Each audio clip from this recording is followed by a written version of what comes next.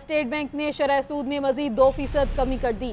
200 basis points कमी के बाद शरह सूद 13% हो गई। स्टेट बैंक ने मॉनेटरी पॉलिसी का ऐलान कर दिया। मुसलसल 5वीं बार शरह सूद में कमी की गई। गुज़श्ता माह भी शरह सूद में 2.5% कमी हुई थी। स्टेट बैंक के मुताबिक मुल्क की मुआशी सूरत हाल का जायजा लिया गया। महंगाई में कमी के बाद शरह सूद में कमी की गई। महंगाई कंट्रोल और ज़र मुबादला के ज़खायर में इजाफा हुआ।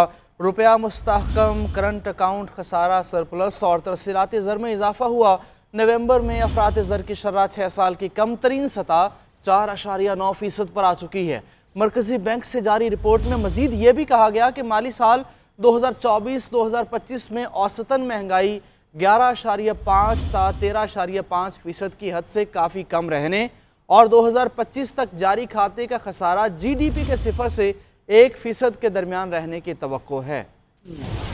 स्टेट बैंक की मॉनेटरी कमेटी का शरह सूद में बड़ी कमी का ऐलान। मरकजी बैंक के जारी करदा इलामी में बताया गया है कि पॉलिसी रेट को 2% कम करके 13% करने का फैसला किया गया है। फैसले का इतलाक 17 दिसंबर 2024 से होगा। मरकजी बैंक के मुताबिक नवंबर 2024 में अमूमी महंगाई की शरह कम होकर 4.9% रह गई, जबकि स्टेट बैंक के ज़र मुबादला ज़खायर भी 12 अरब डॉलर तक पहुँच गए। मरकजी बैंक के इलामिये में कहा गया कि 2025 में GDP की नमू 2.5 से 3.5% के दरमियान रहने की तवक्को है। इक़्तिसादी माहिरीन ने शरह सूद में कमी को तवक्कुआत से कम करार दिया और कहा जब अफरात ज़र 4.9 की सतह पर आ चुकी है तो शरह सूद को भी सिंगल डिजिट किया जाना चाहिए था। अफरात ज़र और शरह सूद में कमी मुल्क के मुआशी इस्तेहकाम के लिए नागुज़ीर है। Federation of Pakistan chamber of commerce का मुतालबा था कि इन्फ्लेशन रेट जब 4.9 की सतह पर आ चुका है और इतना कम हो चुका है तो इंटरेस्ट रेट को अब सिंगल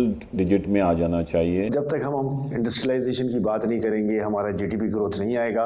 आज ये मौका है तो गवर्नमेंट को चाहिए कि इसको रिव्यू करे, ये 2% के बजाय फौरी तौर पर इसको 5% किया जाए।